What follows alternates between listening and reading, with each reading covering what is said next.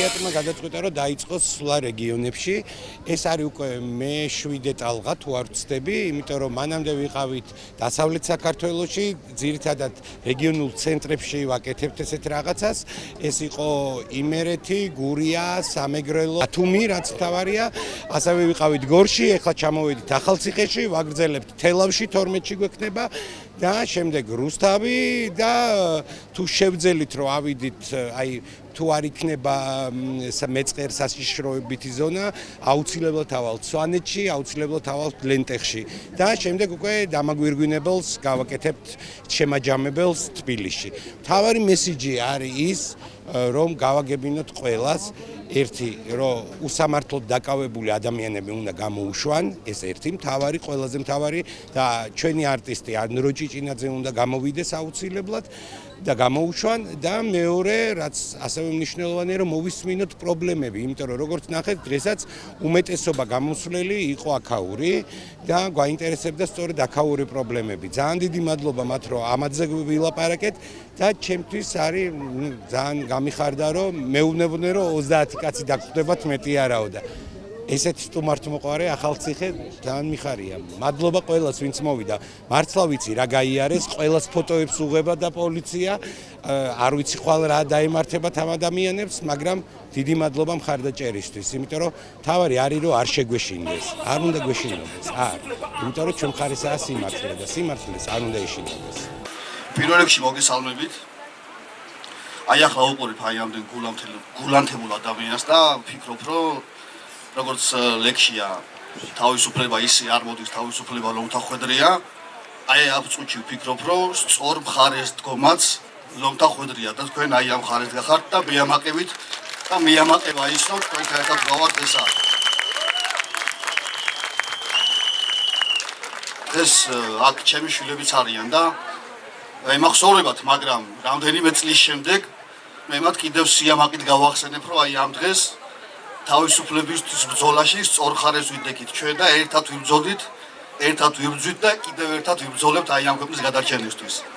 აქვე მინდა შევეხო იმ ფაქტს და აბსოლუტური გულისტკივილი გამოვხატო და ვთქვა, რომ ეს რეჟიმის პატიმრები ვინც არიან, ისინი მარტო არ არიან. აი ქალაქებში ყველგან იმართება მსგავსი სახის მანიფესტები, როგორც ჩვენ აქ უცხადებთ თანადგომას, ისე უცხადებენ ყველა ქალაქში მყოფნი.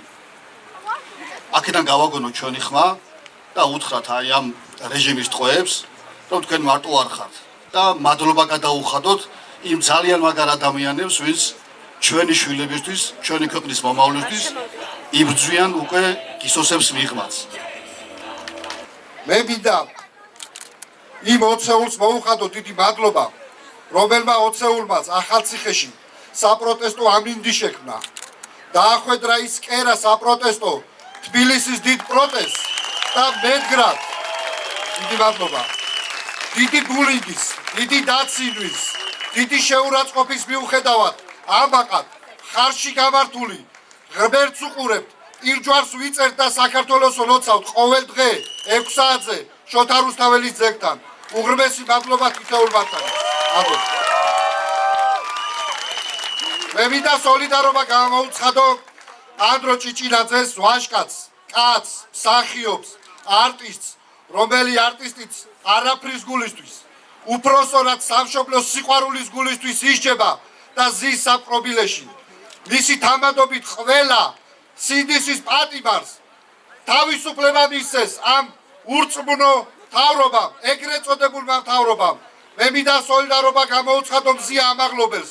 ისიც ასევე თავისი სიყვარულის გამო ისჯება. მე მინდა გავიხსენო ერთი ახალგაზრდა ვაჟკაცი მებრძოლი ბიჭი, დედულეთი ჩვენთან აქვს აქ ახალციხეში, არჩილ ტატუნაშვილი. ბიჭი, რომელიც სრულიად მშვიდობიანობის დროს არანაირი ომის, არანაირი ტყვის ქვეშ აი ესე უბრალოდ გაიტაცეს, აწამეს, მოკლეს და გადმოუგდეს თავის მშობლებს, თავის ერს, თავის სამშობლოს, იმიტომ რომ მათაც ძალიან უყვარდა თავის სამშობლო და ისიც ნამდვილი ქართველი ვაჟკაცი ბიჭი იყო. ამიტომ მშვიდობა ეს არის პროპაგანდა და არანაირი კავშირი არ აქვს დღევანდელ მშვიდობასთან, რასაც ესენი ღაღადებენ. ეს არის ტყუილი, ეს არის ბორიკას თავში მოხარშული დიდი სისულელე, რომ მშვიდობით მივიწევთ ევროპისკენ. ტყუილია, ვატყუებენ და ამას ქართველი ერი არასდროს არ შეგუებია და არ შეეგუება. მე მინდა ეგრეთ წოდებულ არალეგიტიმურ მთავრობას მივმართო აი ამ სერიდან და უთხრა არც წინა ხელისუფლებას, არც იმის წინა ხელისუფლებას არ გასვლია ტყუილი და ხალხის მიმართ დაპირისპირება. სულ ყველა დამარცხდა ხალხთან. ეს მთავრობაც ესე სამმარცხინოდ დაამთავრებს, ამაში 100%-ით ვარ დარწმუნებული. ამის მოწმეები გავხდებით თითოეული ჩვენთაგანი. თითოეულ ჩვენთაგანს კიდევ დიდი მადლობა მინდა გადაგიხადოთ. ახლა ხანს აი ანდროს და ბიჭების ბოლო სასამართლოს ხდომაზე რომ ვიყავით, მე და ბაჩოსთან, ჩემს მეგობართან მოვიდა ერთ-ერთი ოპოზიციის წარმომადგენელი და ვკითხა თუ სად ვაპირებდით შემდეგ მანიფესტს და უპასუხე რომ შემდეგი მანიფესტი იქნებოდა ახალციხეში და მან რაღაცნაირად დანანები თქვა რომ აი ახალციხეში ცოტა ადამიანი გამოვაო და იმედი არ გაგიცრუნდეთ. პოლიტიკა ცივი საქმეა. ჩვენ არ ვართ პოლიტიკოსები, რომლებიც ვითვლით თავებს. ჩემთვის ბევრად უფრო მნიშვნელოვანია ჰამლეტის სიტყვა, სადაც ის ამბობს, რომ ერთი კაცის აზრი გერჩიოს მთელი თეატრისასო. და დიახ, ერთი კაცის აზრი არის მნიშვნელოვანი. და ის ერთი კაცი, რომელმაც 4 წელიწადზე მეტი გაატარა ციხეში, საკუთარი ქვეყნის დროშის და ღირსების დაცვისთვის, ირაკლი ბებუა დღეს თავისუფალია. ზუსტად ერთ კაცზე დგას ქვეყნის სინდისი და ამიტომ უნდა ვირწმუნოთ საკუთარი თავის. ისტორიას არ წერდნენ 100,000-ობით და მილიონობით ადამიანი. ისტორიას წერდნენ ერთეულები. ამიტომ ეს ერთეულები და ჩვენ ვარჩევთ. სად გვინდა ყოფნა? კულისებში თუ სცენაზე? ჩვენმა ოცეულმა, რომელიც ესე მოიხსენიება მთელ საქართველოში უკვე, გადაწყვიტა რომ ჩვენ კულისებში ვერ ვიდგებით. ჩვენ ჩუმად ვერ ვიქნებით. ჩვენ ვერ ვიტყვით რომ ის რაც ხდება მთელ საქართველოში ჩვენ არ გვეხება. ეს ასე არ არის, ჩვენ გვეხება ზუსტადაც. ჩვენ გვინდა, ჩვენ არ ვიმსახურებთ ისეთ ქვეყანას, სადაც სიტყვას ვეღარ იტყვის ვერავინ, სადაც აქ მოსვლას ვინმე აკონტროლებს, სადაც ის რომ შენ რასაც ფიქრობს და რაც ტკივა თქვა, დანაშაულია და იმათ ებრძვიან ვინც ამას ამბობს. ასეთ ქვეყანაში გინდათ რომელიმე ცხოვრება? არა. რა თქმა უნდა, არავის არ გვინდა. მე ამ ქალაქში დავიბადე 19 წლის წინ და 17 წელი გავატარე ამ ქალაქში. 17 წელი გავატარე ბიძა ჩემთან ერთად, რომელმაც 23 წელი იმსახურა ჯარში. 23 წელი ემსახურა საკუთარ სამშობლოს. 2 ომი გამოიარა საკუთარი ქვეყნისთვის. 2 ომი იბრძოლა საკუთარი ქვეყნისთვის. ასევე ამ ქალაქში ვცხოვრობდი ბიძასთან ერთად, რომელიც 2008 წელს მოკლეს ოკუპანტებმა. ამ ხალხს ეუბნებიან დღეს, რომ თავის მტერს, ვინც ტყვია დაახალა ბიძა ჩემს, ვინც ტყვიას უმიზნებდა ჩემს მეორე ბიძას, ბოდიში უნდა მოვუხადოთ. ეს არ შეიძლება, არ დავუშვებთ, მტერს ბოდიშს არ მოვუხდით. ჩემთვის ყველაზე მნიშვნელოვანი არის დღეს ინდივიდუალური ბრძოლა, რომელსაც ხედავ უამრავ ადამიანში. ჩემთვისაც ეს არის მთავარი და ამას რომ ხედავ სხვებში, ეს მე პირადად ძალიან დიდ ძალას მაძლევს და ძალიან დიდ მხნეობას. მთავარი რისთვისაც ჩვენ დავდივართ რეგიონებში, როგორც სცენაზე აღნიშნეთ, ეს არის სოლიდარობა. სოლიდარობა არის მთავარი იარაღი, რაც ჩვენს ხელშია. ჩვენი მიზანი არ არის პოლიტიკური პარტიების ცვლილება. ჩვენი მიზანი არის საზოგადოების და საზოგადოებრივი და სოციალური ცვლილებები. რეალურად ჩვენი მთავარი მიზანი ეს არის.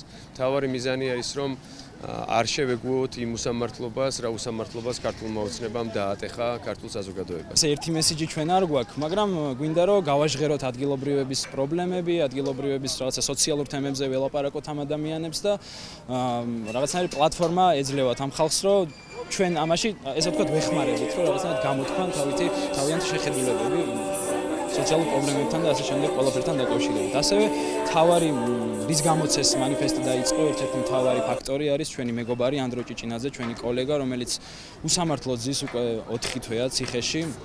და ფაქტი ერთია და ფაქტი ჯიუტია, რომ ამ ადამიანს არაფერი არ დაუშავებია და ჩვენ ძალიან დიდ ენერგიას და ძალიან დიდ ძალას გრძნობთ, იმიტომ რომ ვიცით რომ სიმართლე ჩვენ მხარესაა, არის მომენტები როცა ჩვენს გვეშინია, მაგრამ ამ შიშზე მაღლა ყოველთვის დადგება რაღაცნაირი უსამართლობის განცდა, რომელიც არ გვაგვაჩერებს ჩვენ არასდროს. გადაღებულია